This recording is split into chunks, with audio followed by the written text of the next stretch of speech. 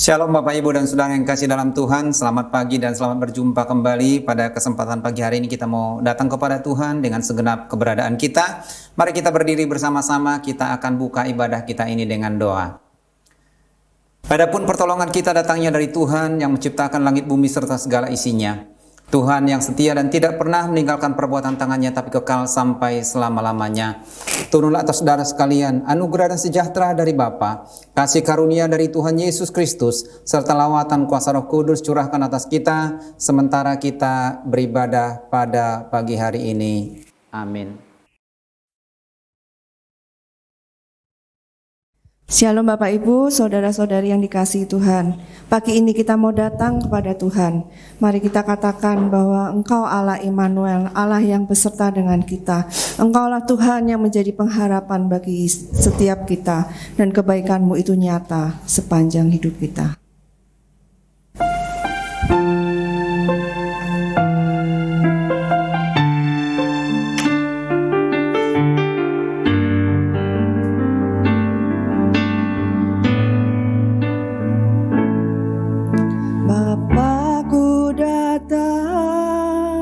Dan berserah,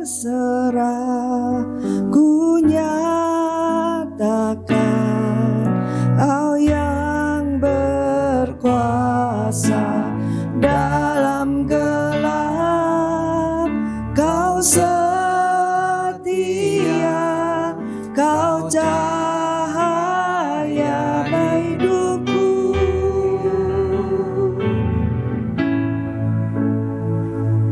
Kau kuatkan aku bertahan,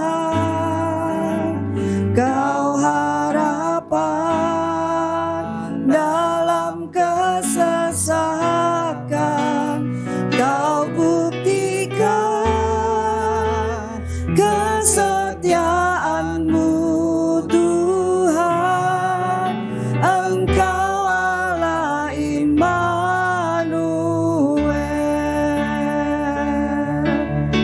katakan, Bapakku datang dan berserah. Bapakku datang dan berserah, ku nyatakan Kau yang berkuasa dalam lemah. Kau setia, Kau cahaya bagiku. Kau kuatkan, Kau kuatkan aku bertahan. Kau harapan dalam kesesakan. Kau buktikan kesetiaan-Mu Tuhan. Engkau Allah Immanuel.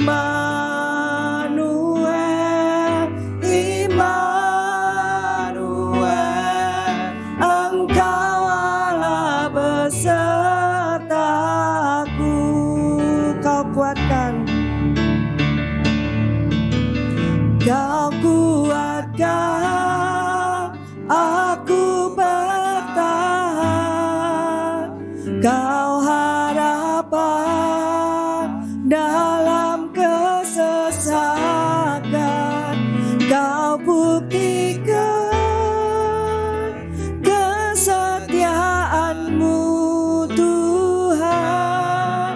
Engkau Allah Immanuel, Engkau Allah Immanuel, Engkau Allah Immanuel.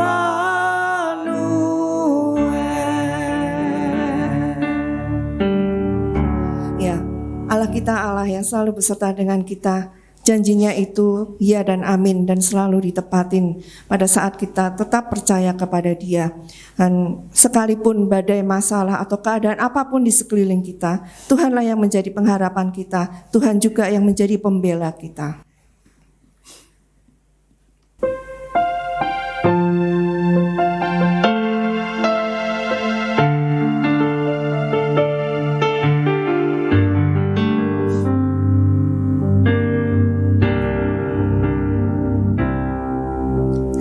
Di dalam segala hal, janjinya tak berubah.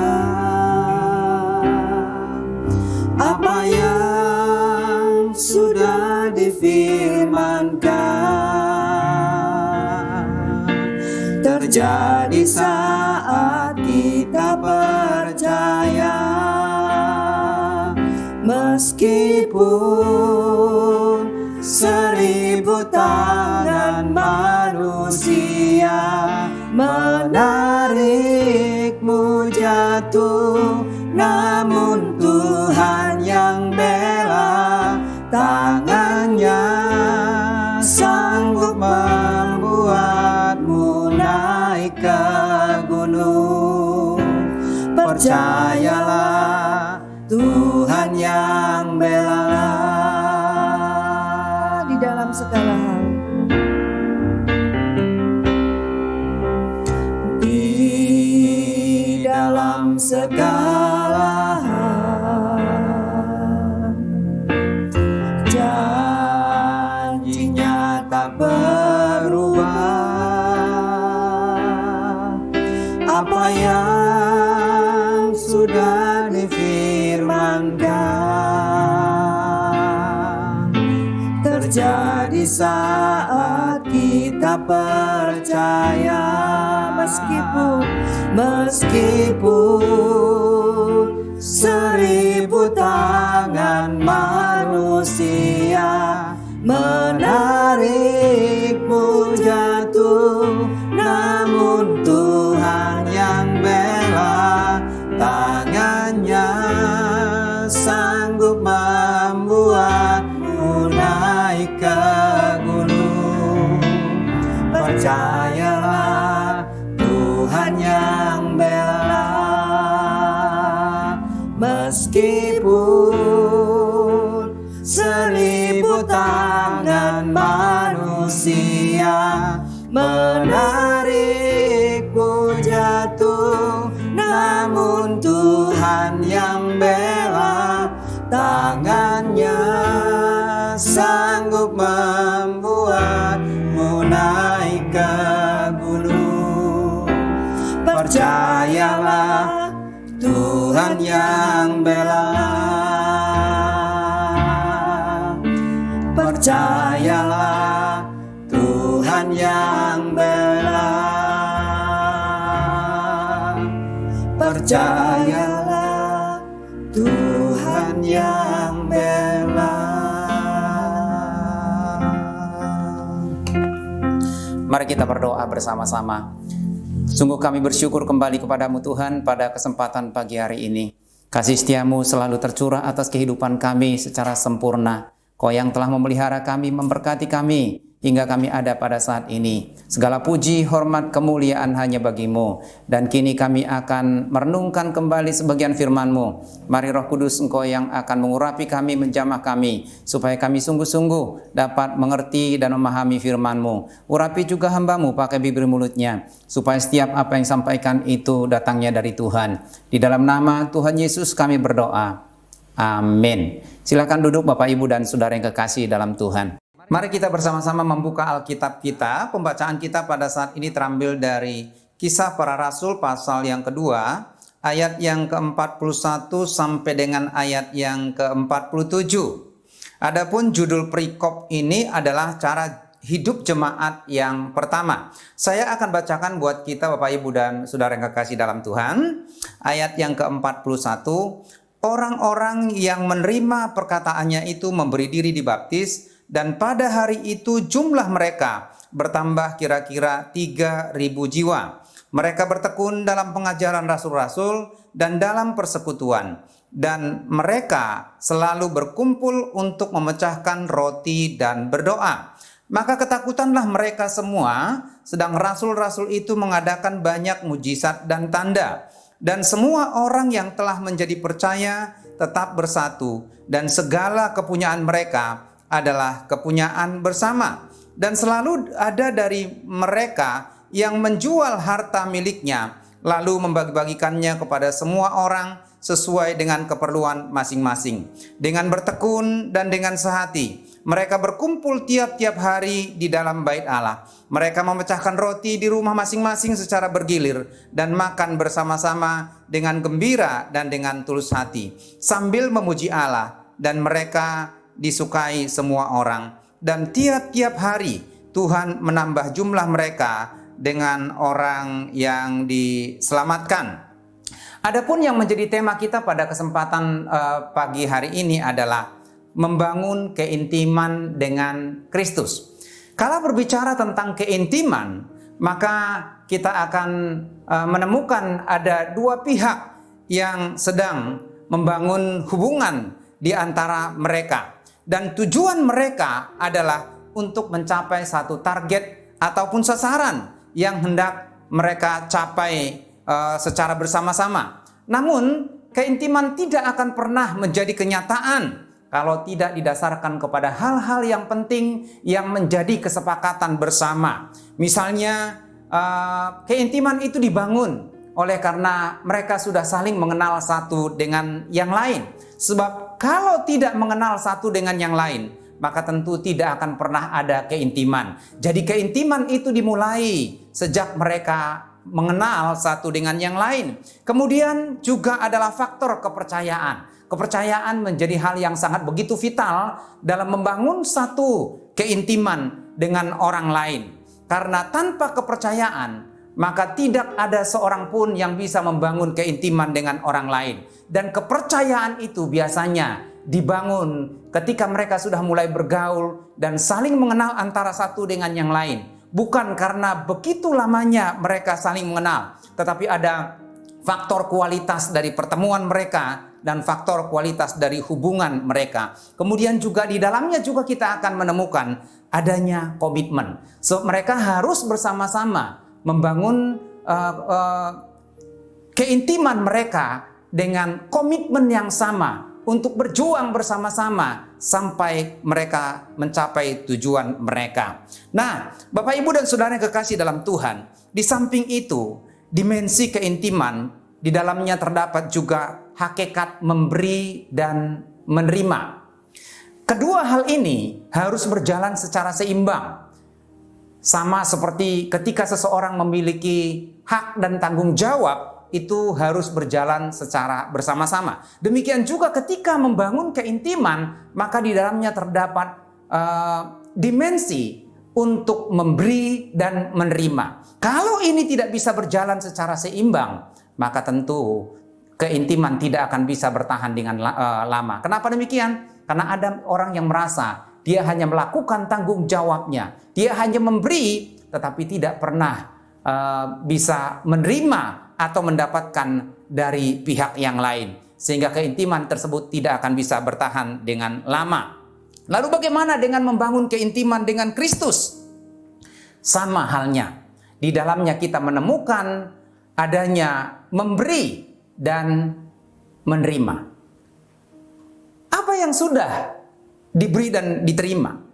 Nah, kalau kita menoleh kembali dalam perjalanan iman kita, Maka Kristus yang adalah Tuhan, pencipta langit alam semesta ini, dia telah turun ke dalam dunia, lahir sebagai manusia, meninggalkan kenyamanannya. Dia telah menyerahkan tubuhnya, dia telah menyerahkan nyawanya, bahkan darahnya tertumpah di atas kayu salib, kemudian dikuburkan, lalu kemudian bangkit kembali pada hari yang ketiga, naik ke surga. Dia telah memberikan segala sesuatunya sebagai bukti kasihnya kepada kita. Dan firman Tuhan dalam Yohanes pasal 3 ayat yang ke-16 berkata, karena begitu besar kasih Allah akan dunia ini, sehingga ia telah mengaruniakan anaknya yang tunggal, supaya setiap orang yang percaya kepadanya tidak binasa, melainkan beroleh hidup yang kekal. Ia telah memberikan hidupnya. Bapa telah mengaruniakan anaknya yang tunggal. Untuk apa? Supaya kita tidak binasa, melainkan beroleh hidup yang kekal. Dan untuk membangun persekutuan dari Tuhan, bagaimana dengan respon kita? Apa yang sudah kita beri kepada Tuhan? Oleh karena itu Bapak Ibu dan Saudara yang kekasih dalam Tuhan, kita akan belajar dari pola hidup yang dibangun oleh jemaat yang pertama. Jemaat yang pertama itu dimulai sejak Roh Kudus dicurahkan atas kehidupan para murid dan orang-orang percaya pada waktu itu. Dan setelah Petrus berkhotbah secara luar biasa, secara spektakuler dengan penuh keberanian, mengutip kitab-kitab para nabi yang menubuatkan bahwa Yesus adalah Mesias yang dinanti-nantikan sebagai juru selamat manusia yang akan memulihkan keadaan manusia. Dan dengan khotbah Petrus yang luar biasa tersebut, maka jemaat pertama mulai berdiri. Dan itu sebabnya kita mau belajar bagaimana pola hidup yang mereka bangun dalam membangun keintiman bersama dengan Tuhan pada waktu itu. Karena contoh yang mereka berikan merupakan contoh yang sangat ideal, yang menjadi teladan yang perlu kita teladani dalam hidup kita membangun keintiman dengan Tuhan. Kita akan memperhatikan beberapa poin. Yang pertama adalah bagaimana mereka membangun keintiman dengan Tuhan, yaitu mereka memberi diri. Kalau kita membaca ayat yang ke-41, firman Tuhan berkata, orang-orang yang menerima perkataannya itu memberi diri dibaptis, dan pada hari itu jumlah mereka bertambah kira-kira 3.000 jiwa. Yang perlu kita perhatikan di sini adalah mereka memberi diri. Nah, orang-orang yang mendengarkan firman Tuhan, orang-orang yang menerima firman Tuhan itu, mereka kemudian merespon secara positif. Mereka percaya, mereka menerimanya. Lalu kemudian mereka mulai memberi diri mereka untuk dibaptis. Memberi di sini itu mengandung makna penyerahan diri kepada Tuhan atas dasar percaya kepada Yesus, bahwa Yesus adalah Tuhan, Mesias, Sang Juru Selamat yang telah datang ke dalam dunia dan telah mengorbankan dirinya di atas kayu salib sebagai tebusan atas hidup kita yang berdosa, dan dia membayar dosa-dosa kita. Seharusnya kita dihukum, tetapi kita diselamatkan dan kita memperoleh hidup. Dan oleh karena mereka percaya kepada Kristus, lalu mereka memberi diri dibaptis. Tindakan jemaat pertama untuk dibaptis bukan karena mereka dipaksa, bukan juga karena mereka ikut-ikutan, bukan juga karena disuruh oleh orang lain, tetapi murni dari hati yang terdalam untuk percaya dan menerima Yesus sebagai Tuhan dan Juru Selamat pribadi mereka. Lalu untuk apa mereka dibaptis? Nah, kalau kita merenungkan kebenaran firman Tuhan, baptisan itu mengandung begitu banyak arti dan makna dalam kehidupan kita. Baptisan itu merupakan tanda atau simbol ketaatan kita kepada firman Tuhan. Baptisan itu merupakan tanda atau simbol dari penyucian dosa, bahwa sesungguhnya kita sudah disucikan dari dosa-dosa kita. Bahkan baptisan juga merupakan pengakuan kepada dunia bahwa mereka telah menjadi pengikut Kristus. Bukan hanya itu saja, melalui baptisan itu menggambarkan bahwa kita sudah memulai kehidupan yang baru dan memutuskan hidup yang lama, meninggalkan hidup yang lama yang dikuasai oleh dosa. Dan kehidupan kita yang lama telah dikuburkan dalam kematian Kristus dan bangkit kembali menjadi manusia baru di dalam Kristus. Dan kita telah menjadi milik Kristus sepenuhnya. Dan itu sebabnya mereka memberi diri mereka dibaptis. Dan itu menunjukkan ketaatan mereka, respon mereka terhadap kebenaran firman Tuhan. Nah, Bapak, Ibu, dan Saudara kekasih dalam Tuhan, bagaimana dengan kita dalam perjalanan iman kita? Apakah kita sudah memberi diri kita kepada Tuhan?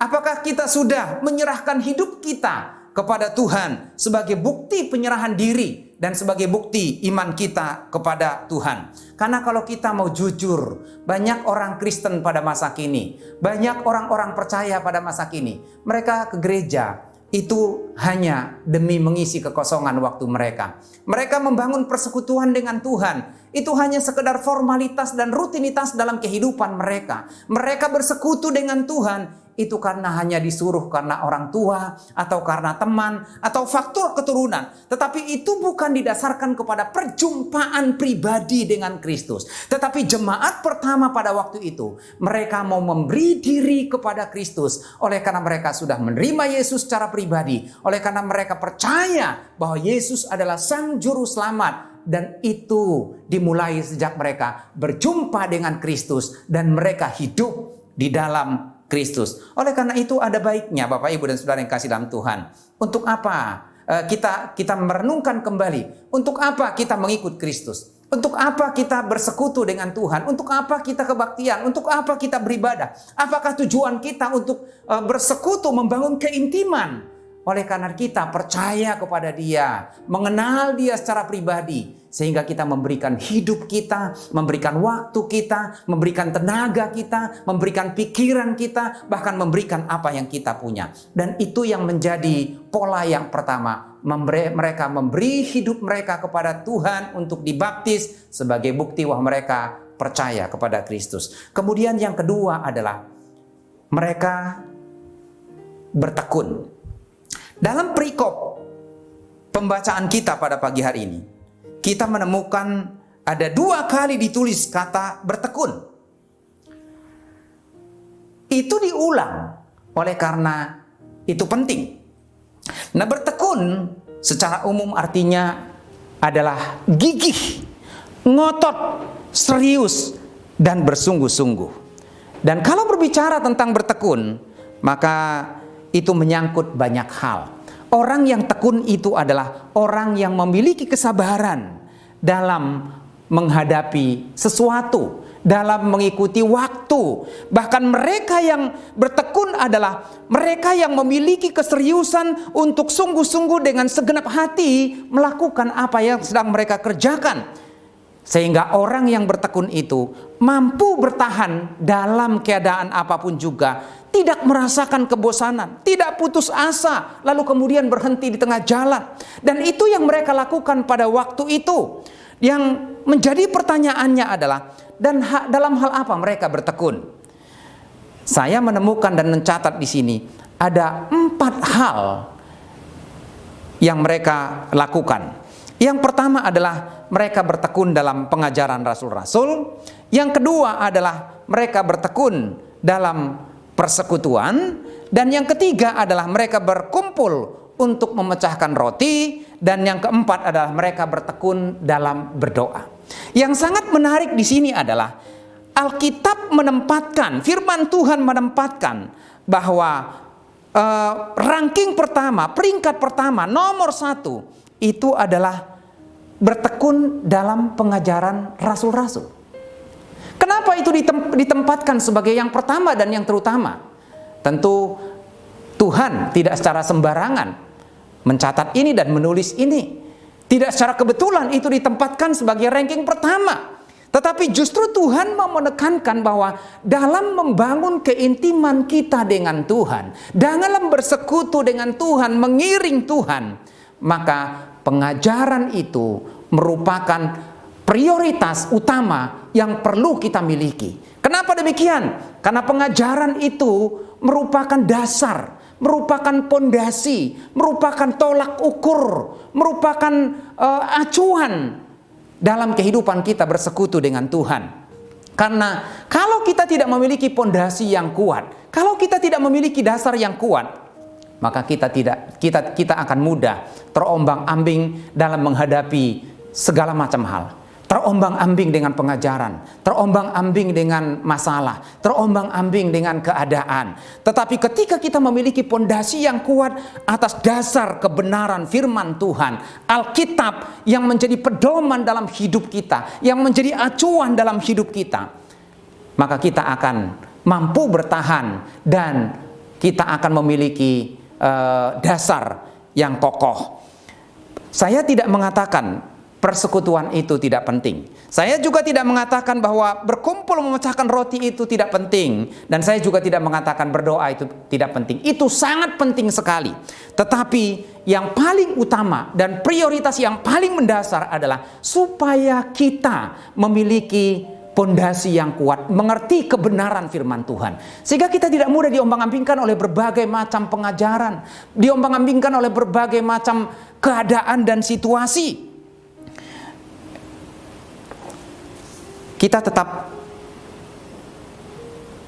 tekun berdoa, kita tetap tekun bersekutu, kita tetap perlu mengikuti perkunjungan atau tugas pelayanan lain seperti konseling, rapat, dan lain-lain. Tetapi kita harus menekankan bahwa pengajaran itu begitu sangat penting dalam kehidupan kita. Itu sebabnya dalam satu ibadah, dalam satu kebaktian, firman Tuhan itu sangat mendapat tempat utama. Karena firman Tuhan itu akan menanamkan dasar-dasar, pondasi, pengajaran yang kuat bagi jemaat. Saya tidak mengatakan pujian itu, penyembahan itu tidak penting. Itu penting. Tetapi tanpa dasar yang kuat, maka penyembahan, persekutuan, dan doa itu seringkali begitu rapuh dan tidak kuat. Itu sebabnya mari kita bersama-sama lebih dalam lagi mengenal Kristus, mengerti kebenaran firman Tuhan, semakin bertekun dalam merenungkan firman Tuhan, mendengarkan khotbah, dan belajar mengerti kehendak Tuhan lebih dalam lagi. Banyak orang, Bapak Ibu dan Saudara yang kekasih dalam Tuhan, mereka hanya datang dalam persekutuan doa, mereka hanya datang dalam persekutuan, tidak ada penyampaian khotbah ataupun firman Tuhan. Itu tidak lengkap. Karena itu setiap persekutuan kita, setiap ibadah kita seharusnya diisi dengan kebenaran firman Tuhan. Kemudian poin yang ketiga adalah mereka berbagi. Mereka suka berbagi. Kalau kita memperhatikan dalam ayat yang ke-44 sampai 46, firman Tuhan berkata, "Dan semua orang yang telah menjadi percaya tetap bersatu, dan segala kepunyaan mereka adalah kepunyaan bersama. Dan selalu ada dari antara mereka yang menjual harta miliknya, lalu membagi-bagikannya kepada semua orang sesuai dengan keperluan masing-masing." Wow, ini merupakan sesuatu yang spektakuler sekali. Mereka tidak hanya menekankan tentang pengajaran, mereka tidak hanya menekankan tentang firman Tuhan, mereka tidak hanya bertekun untuk beribadah, berdoa, memuji Tuhan. Tetapi satu hal yang mereka juga perhatikan yang menjadi pola hidup mereka, mereka hidup berbagi. Mereka saling menolong. Bahkan ada yang sampai menjual harta milik mereka lalu diserahkan ke rumah Tuhan dan dibagi-bagi. Saya tidak mengatakan ini sama dengan paham komunisme, tidak. Tetapi yang perlu kita perhatikan di sini bahwa mereka atau jemaat yang memiliki lebih, penghasilan yang lebih, uang yang lebih, harta yang lebih, dibawa ke rumah Tuhan, diserahkan ke rumah Tuhan, lalu kemudian dibagi-bagi kepada mereka yang berkekurangan, kepada mereka yang membutuhkan, kepada mereka yang lemah, sehingga yang memiliki lebih akan berbagi kepada yang mereka yang kurang. Itu juga bukan berarti bahwa mereka mengumpulkan harta mereka, mengumpulkan persembahan mereka, mengumpulkan uang mereka di satu tempat, lalu semua boleh bebas untuk menggunakannya suka-suka mereka. Tidak, semua dalam kontrol dari para rasul pada waktu itu. Mereka membawa apa yang mereka punya, mempersembahkan apa yang mereka miliki untuk bisa memenuhi kebutuhan mereka yang berkekurangan. Kalau kita berbicara tentang membangun keintiman dengan Tuhan, maka kita tidak bisa mengabaikan sesama kita. Karena kekristenan itu adalah vertikal dan horizontal. Ketika kita berkata bahwa kita percaya kepada Yesus, ketika kita berkata bahwa kita beriman kepada Yesus, ketika kita berkata bahwa aku mengasihi Tuhan, maka iman itu harus dibuktikan kepada sesama. Iman itu harus dibuktikan dalam kenyataan hidup, dan kasih itu harus dipraktekkan kepada sesama jemaat Tuhan, mereka yang lemah, mereka yang berkekurangan, dan mereka yang membutuhkan bantuan. Itu sebabnya ketika kita berada dalam persekutuan, membangun keintiman dengan Tuhan, jangan menutup mata kepada orang-orang yang berkekurangan. Bapak Ibu yang memiliki harta atau uang, ataupun apapun itu yang lebih, bisa dibagi kepada orang-orang yang percaya. Dan membangun keintiman tidak akan pernah terlepas dari membangun hubungan dengan Tuhan dan membangun hubungan dengan sesama. Kemudian yang keempat adalah mereka membangun keintiman secara kontinu dan konsisten. Ada beberapa kata yang kita temukan dalam pembacaan kita ini yang menunjukkan sifat kontinu dan konsisten. Kalau kita memperhatikan dalam ayat yang ke-42, di sini dikatakan mereka bertekun. Saya sudah mengatakan tadi, bertekun itu berarti bersungguh-sungguh, ngotot, serius, ya. Dan kemudian ayat yang ke-42 lagi di sini dikatakan berkumpul, ya, berkumpul. Nah, selalu berkumpul. Yang mau kita perhatikan di sini ada kata selalu. Kalau berbicara tentang selalu, itu bukan satu kali, bukan sewaktu-waktu, bukan mungkin 1 minggu 1 kali atau 1 bulan 1 kali. Tetapi di sini dikatakan selalu berkumpul. Selalu berkumpul itu artinya secara terus-menerus, secara kontinu, mereka konsisten. Bahkan ayat yang ke-46 lebih lagi ditekankan. Di sini dikatakan dengan bertekun dan dengan sehati mereka berkumpul tiap-tiap hari dalam bait Allah. Bukan seminggu sekali, bukan sebulan sekali, apalagi setahun sekali pada saat Natal. Ya, banyak orang seperti itu. Januari, Februari, Maret sampai Oktober nggak pernah menginjakkan kaki ke gereja, nggak pernah hadir dalam kebaktian. Tapi mulai November menjelang Natal, mereka mulai kebaktian. Bahkan ada yang tidak datang November, Desember mereka datang untuk menghadiri Natal. Bahkan yang sangat lebih ironis adalah mereka bukan hanya sekali 1 hari kebaktian ke gereja.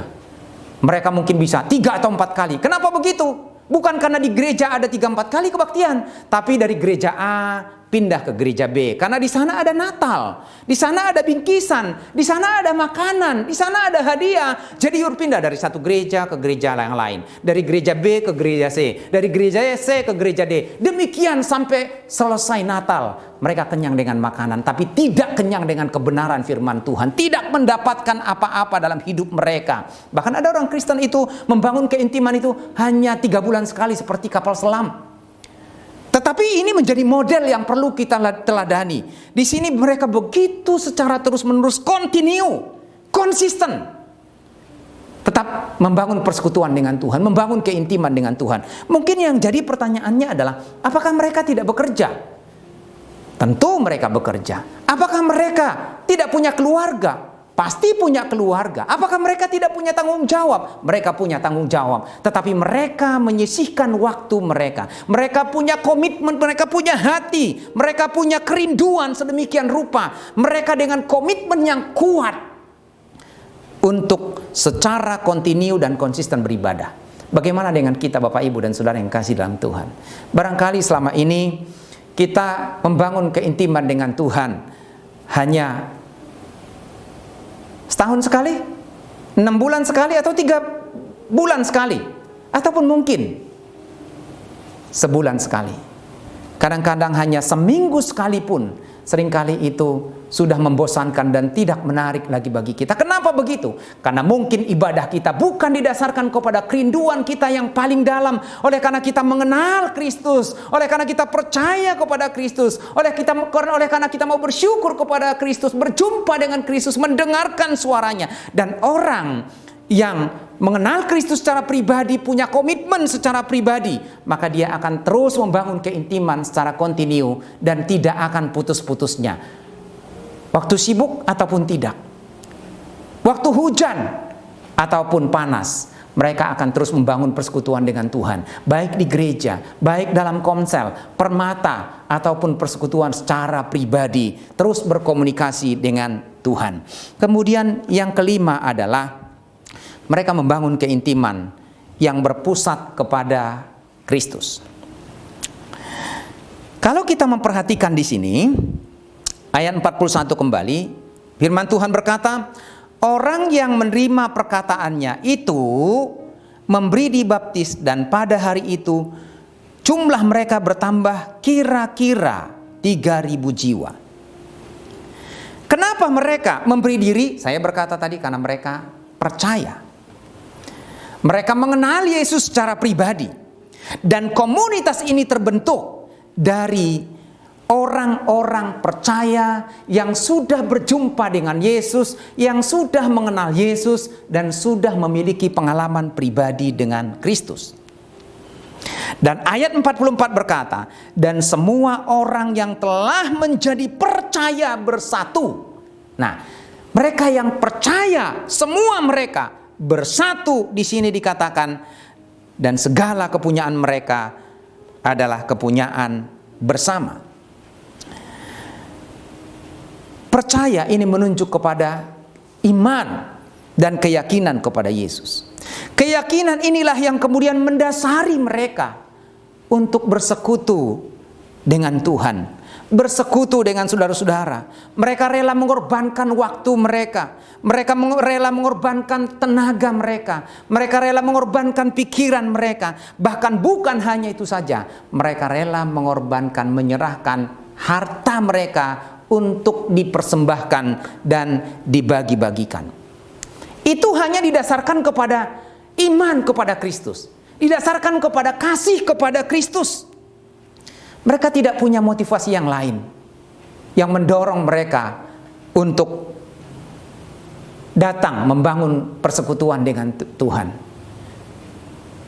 Tidak ada orang yang kepingin cari nama. Tidak ada orang yang kepingin cari popularitas. Tidak ada orang yang kepingin dipuji atau disanjung. Tetapi firman Tuhan mengatakan bahwa mereka melakukan semuanya itu dengan gembira dan dengan tulus hati, sebagaimana dicatat dalam ayat yang ke-46. Bukan terpaksa, bukan karena disuruh oleh pendeta, bukan karena disuruh oleh orang tua, bukan karena tradisi atau turunan, tetapi benar murni dari hati mereka yang terdalam. Dengan tulus mereka berpusatkan kepada Kristus, mereka percaya kepada Kristus, mereka mau iring Yesus, mereka mau setia kepada Yesus dan mengikut Yesus dengan sungguh-sungguh. Saudara yang kekasih dalam Tuhan, seberapa dekat dengan kita dengan Tuhan pada saat ini? Seberapa kuat iman kita kepada Tuhan? Dan seberapa intens kita membangun persekutuan dengan Tuhan?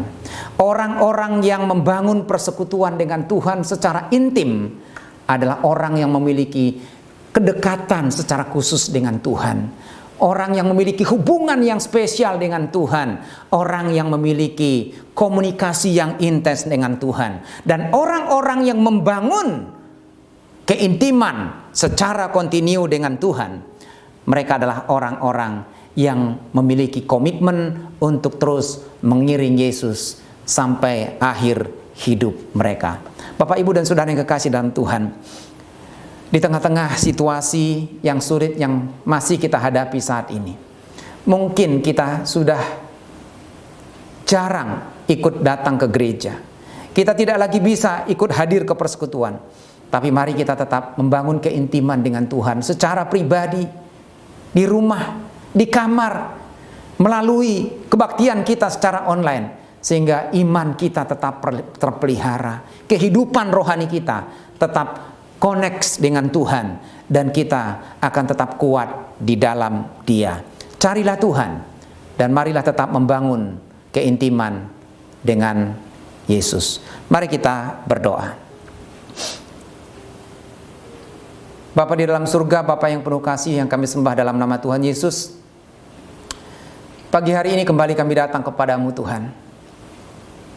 Firman-Mu kembali mengajar kami, menasihati kami, bahkan mungkin menegur kami Tuhan. Mungkin selama ini kami terlalu disibukkan dengan masalah kami.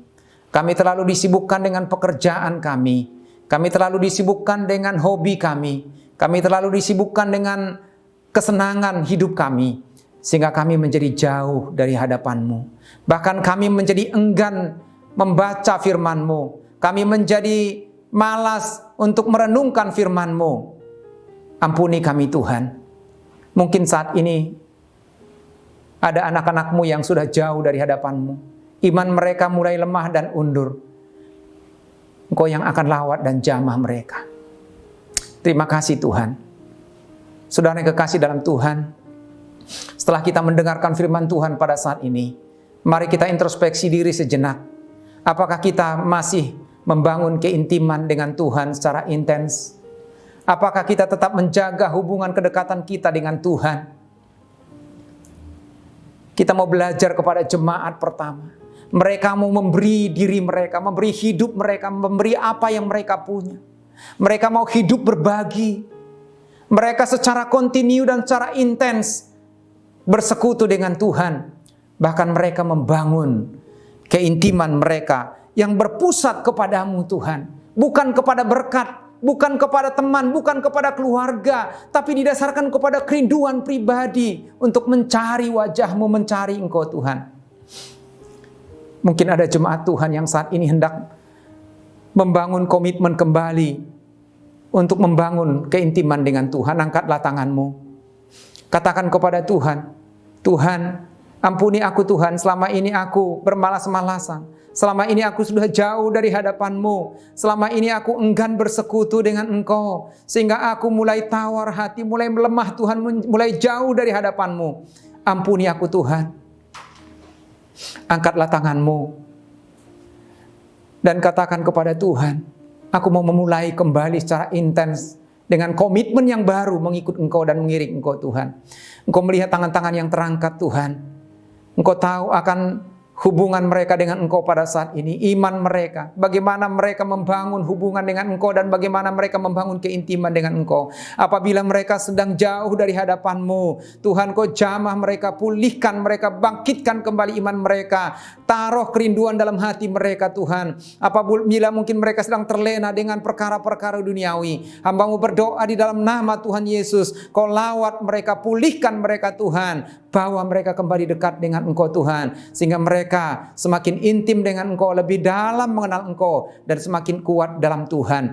Terima kasih Tuhan. Mungkin pada saat ini ada jemaat-Mu yang sedang lemah tubuh ataupun sakit. Kami berdoa di dalam nama Tuhan Yesus, kuatkan dan teguhkan mereka, biar kiranya kesembuhan boleh terjadi atas hidup mereka. Mereka yang mengalami pergumulan beban yang berat, Kau mampukan mereka tetap beriman kepada Tuhan, maka mereka akan mampu melewatinya dengan kuat kuasa dan pertolongan Tuhan sendiri. Terima kasih Tuhan. Dan apabila sebentar kami akan meninggalkan tempat ini, kami mohon Tuhan memberkati kami. Jemaat yang dikasihi oleh Tuhan, angkatlah hatimu dan terimalah berkat Tuhan. Turunlah kiranya anugerah dan sejahtera dari Bapa, kasih setia dan kasih karunia dari Tuhan Yesus Kristus, serta kekuatan, penghiburan, dan penyertaan Roh Kudus nyata tercurah dalam kehidupan saudara dari saat ini sampai Maranatha Tuhan datang untuk yang kedua kalinya, bahkan sampai selama-lamanya. Amin. Tuhan memberkati kita semuanya.